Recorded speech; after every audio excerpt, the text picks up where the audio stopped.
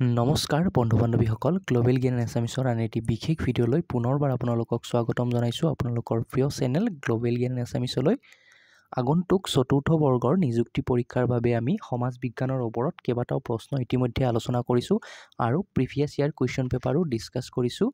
গতিকে এইটো ভিডিঅ'ত আমি কেইটামান প্ৰশ্ন লৈ লৈছোঁ। এইটো পাৰ্ট 2। যদিহে আপোনালোকে আগৰ পাৰ্টসমূহ নাই চোৱা তেন্তে আমি ডেছক্ৰিপশ্যন বক্সত লিংকটো দি দিম, আপোনালোকে তাত গৈ চাব পাৰিব কিন্তু দেই।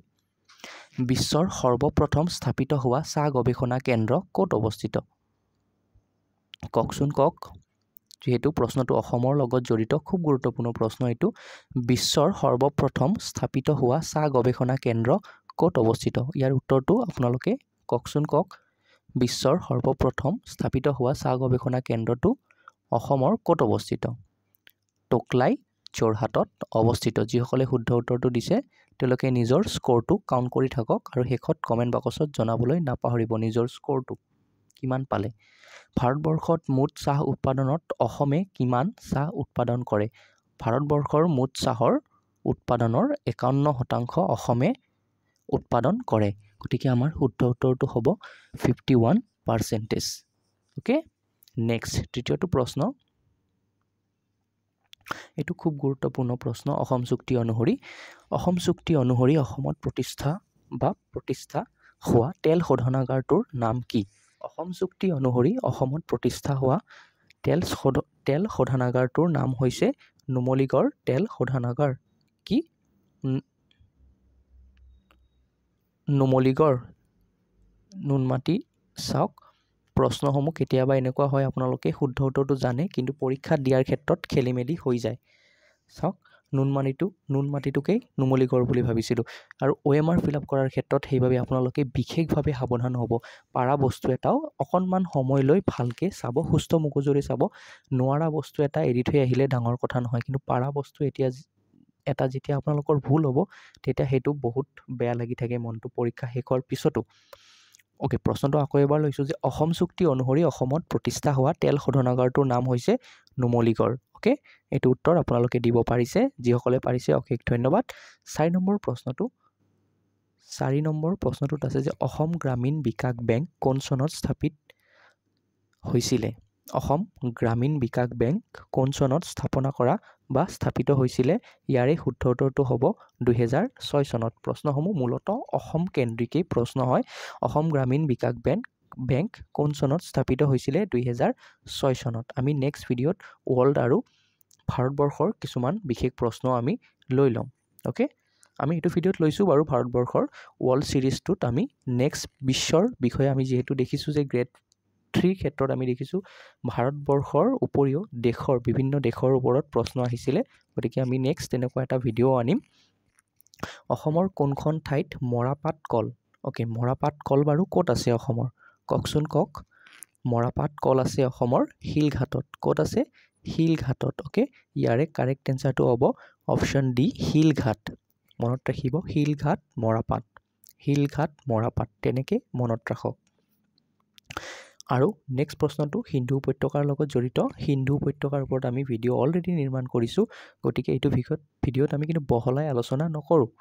সিন্ধু উপত্যকা সভ্যতাৰ কালত বৃহৎ স্নানগাৰটো ক'ত অৱস্থিত আছিলে?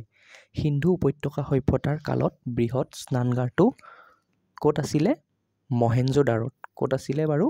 মহেঞ্জোদাৰোত। গতিকে অপশ্যন চি অৰ্থাৎ গটো হ'ব আমাৰ শুদ্ধ উত্তৰ।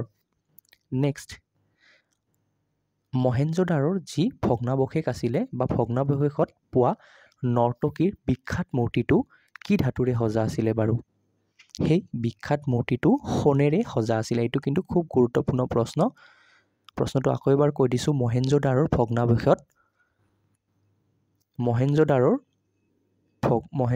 ভগ্নাৱশেষত পোৱা নৰ্তকী মূৰ্তিটো সোণেৰে সজা আছিলে। অ'কে, কিহেৰে? সোণেৰে সজা, সোণ ধাতুৰে সজা।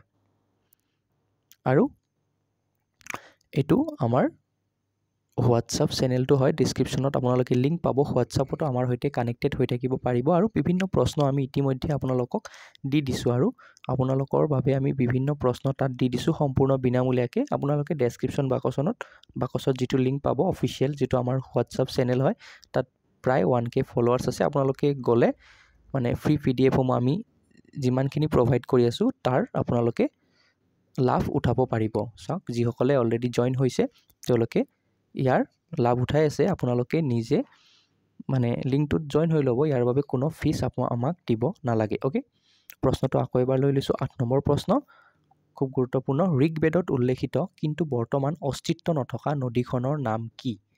এনেকুৱা ধৰণৰ ট্ৰিকি প্ৰশ্ন আহে কিন্তু পৰীক্ষাত। ট্ৰিকি প্ৰশ্ন 2-এটা আহে। গ্ৰেড 4 বুলি একেবাৰে সহজ নাহে, বা ABUBৰ বাবেও প্ৰশ্নসমূহ খুব গুৰুত্বপূৰ্ণ হ'ব। নেক্সট যি অসম আৰক্ষীৰ পৰীক্ষা হ'ব, লিখিত পৰীক্ষা, তাৰ বাবেও প্ৰশ্নসমূহ খুবেই গুৰুত্বপূৰ্ণ হ'ব। ঋগ্বেদত উল্লেখিত কিন্তু বৰ্তমান অস্তিত্ব নথকা নদীখন হৈছে কি নদী বাৰু? সৰস্বতী নদী। নামটো মনতে থাকিব, সৰস্বতী নদী ঋগ্বেদত উল্লেখ আছে কিন্তু বৰ্তমান এই নদীখনৰ অস্তিত্ব নাই। নেক্সট, প্ৰাচীন ভাৰতৰ এগৰাকী বিখ্যাত জ্যোতিৰ্বিদ কোন আছিলে? প্ৰাচীন ভাৰতবৰ্ষৰ বিখ্যাত জ্যোতিৰ্বিদ আছিলে, আমি সকলোৱে জানো, আৰ্যভট্ট। অ'কে, এইটো যাতে কাৰো ভুল নহয়, প্ৰশ্নটো খুব বেছি ইম্পৰ্টেণ্ট। প্ৰাচীন ভাৰতৰ এগৰাকী বিখ্যাত জ্যোতিৰ্বিদ কোন আছিলে? আৰ্যভট্ট। অ'কে, প্ৰাচীন ভাৰতৰ এগৰাকী বিখ্যাত জ্যোতিৰ্বিদ আছিলে আৰ্যভট্ট। নেক্সট, ৰামচৰিত মানস গ্ৰন্থখন বা বিখ্যাত গ্ৰন্থখনৰ লিখক কোন আছিলে বা কোনে লিখিছিলে? তেনেকুৱাকৈ প্ৰশ্নটো আহিব পাৰে। ৰামচৰিত মানস তুলসীদাস। অ'কে, ৰামচৰিত মানস তুলসীদাস গ্ৰন্থ আৰু গ্ৰন্থকাৰত আমি এইটো প্ৰশ্ন লৈ লৈছোঁ। তথাপিও প্ৰশ্নটো আকৌ এবাৰ লৈ লৈছোঁ বাৰু। অ'কে, অকণমান টেকনিকেল কিবা এটা হ'ল, ক্ষমা কৰিব। প্ৰশ্নটো কৈ দিছোঁ আকৌ এবাৰ। ৰামচৰিত মানস বিখ্যাত গ্ৰন্থখনৰ লিখক হৈছে তুলসীদাস। অ'কে, নেক্সট 11 নম্বৰ প্ৰশ্ন। প্ৰশ্নটো আছে যে ভাৰতৰ দক্ষিণ সীমাত অৱস্থিত সাগৰীয় দেশ দুখনৰ নাম কি? এনেকুৱা ধৰণৰ প্ৰশ্ন কিন্তু আমি গ্ৰেড 3ৰ ক্ষেত্ৰত অহা দেখিছোঁ। গতিকে এনেকুৱা প্ৰশ্ন দেখিলে ভয় খাব নালাগে। আপোনালোকক আমি প্ৰশ্নসমূহ লাহে লাহে 2-এটা ভিডিঅ'ত এটা দুটাকৈ দি থাকিম, একেলগে নিদিওঁ, মনত থকাত অকণমান অসুবিধা হ'ব পাৰে।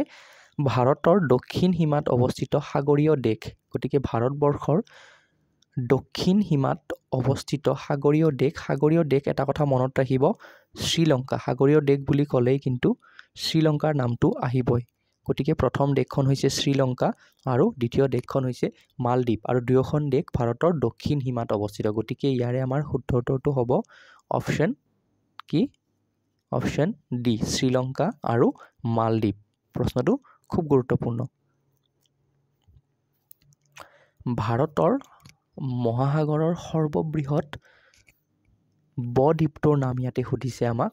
ভাৰত মহাসাগৰৰ সৰ্ববৃহৎ বদ্বীপটোৰ নাম হৈছে মাডাগাস্কাৰ। অ'কে, প্ৰশ্নটো আমি চাওক MCQ চিৰিজ হয় যদিও আমি কেৱল মাত্ৰ শুদ্ধ উত্তৰটো কৈ দিছোঁ, যাতে কম সময়ত আমি বেছি প্ৰশ্ন আলোচনা কৰিব পাৰোঁ। আপোনালোকে নিজৰ নিজৰ লেভেলত যিটো ষ্টাডি কৰি আছে সেইখিনি পঢ়ি থাকক। তাৰ উপৰিও আমি যিখিনি এডিচনেল ইনফৰ্মেশ্যন দি আছোঁ ভিডিঅ'ৰ মাধ্যমত সেইখিনি চাওক, লগতে প্ৰিভিয়াছ ইয়াৰ কুৱেশ্যন পেপাৰবোৰ চাওক। 100তকৈ অধিক ভিডিঅ' আমি আপোনালোকৰ ADREৰ বাবে প্ৰস্তুত কৰিছোঁ, সেই ভিডিঅ'সমূহ চাওক। খুব আৰু এনেকুৱা নহয় যে একেবাৰে পঢ়া টেবুলত বহি ভিডিঅ'সমূহ চাব লাগিব। ক'ৰবাত যাই আছে, জাৰ্ণি কৰি আছে, হেডফোন লগাই গান এটা শুনাৰ সলনি এইকেইদিন অন্তত আপোনালোকে কিন্তু এইখিনি কাম কৰিব পাৰে। আপোনালোক যথেষ্ট লাভৱান হ'ব। অকণমান অতিৰিক্ত সময়খিনিত আপোনালোকে হেডফোন ইউজ কৰি বা চাওক, গান শুনি বাৰু ভাল পায়, কিন্তু এইকেইদিন যিহেতু পৰীক্ষাৰ বাবে সময় যথেষ্ট কম আছে, আপোনালোকে নিজৰ অতিৰিক্ত সময়তো বা বেলেগ কাম কৰি থকা সময়তো অকণমান এনেকুৱা ধৰণৰ অডিঅ'সমূহ শুনিবলৈ চেষ্টা কৰিব, যাতে নেক্সট আহিব লগা যিটো গ্ৰেড 4 পৰীক্ষা আৰু অসম আৰক্ষীৰ পৰীক্ষা, তাৰ কোনোবা এটা পৰীক্ষাত যাতে আপোনালোকে ভাল ফলাফল দেখুৱাই এটা চৰকাৰী চাকৰি ল'ব পাৰে। অ'কে, প্ৰশ্নটো আকৌ এবাৰ লৈছোঁ। ভাৰত মহাসাগৰৰ সৰ্ববৃহৎ বদ্বীপটোৰ নাম হৈছে মাডাগাস্কাৰ। অ'কে, নেক্সট 13 নম্বৰ প্ৰশ্ন। 13 নম্বৰ প্ৰশ্ন। ভাৰতৰ সৰ্ববৃহৎ লুণীয়া প্ৰাণীৰ হ্ৰদ চিলিকা হ্ৰদ ক'ত অৱস্থিত? ভাৰতৰ সৰ্ববৃহৎ লুণীয়া পানীৰ হ্ৰদটো ক'ত অৱস্থিত? উৰিষ্যাত অৱস্থিত। অ'কে, গতিকে ইয়াৰে শুদ্ধ উত্তৰটো হ'ব উৰিষ্যা। আৰু এইটো প্ৰশ্ন আপোনাৰ মানে এইবাৰ এক্সামৰ বাবেও গুৰুত্বপূৰ্ণ হ'ব, যিহেতু ইণ্টাৰনেশ্যনেল ৰিলেশ্যন, ভাৰতৰ লগত সম্পৰ্ক থকা তেনেকুৱা ধৰণৰ প্ৰশ্ন আহিছে। আমি এইটো ভিডিঅ'ত বেছি লোৱা নাই, আপোনালোকে যদি বিচাৰে আমি প্ৰতিটো ভিডিঅ'তে 2-3টাকৈ এনেকুৱা ধৰণৰ প্ৰশ্নসমূহ ৰাখি যাম। ওকে কোনখন দেশে ভাৰতৰ সৈতে আটাইতকৈ দীঘল সীমাৰেখা মানে ভাগ বতৰা কৰে ভাৰতবৰ্ষৰ সৈতে আটাইতকৈ দীঘল সীমাৰেখা আমাৰ চুবুৰীয়া ৰাজ্য বাংলাদেশৰ ওকে কাৰ বাংলাদেশৰ ওকে কোনখন দেশে ভাৰতৰ সৈতে আটাইতকৈ দীঘল সীমাৰেখা ভাগ বতৰা কৰে ইয়াৰে শুদ্ধ উত্তৰটো হ'ব বাংলাদেশ